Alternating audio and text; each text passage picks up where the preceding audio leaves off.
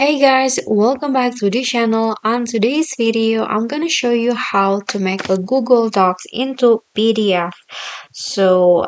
If you guys want to save maybe your file on Google Docs as a PDF, you need to download it first so you can directly change it in a Google Docs. So you can just download the version of your file as PDF. So what you guys can do is go to File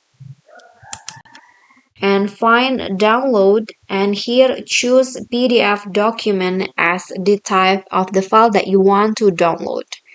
Click on that,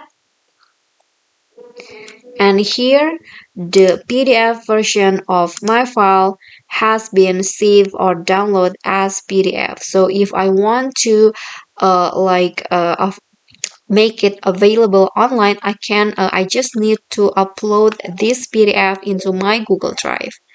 Okay guys, so that's the easiest way how you can make Google Docs into PDF.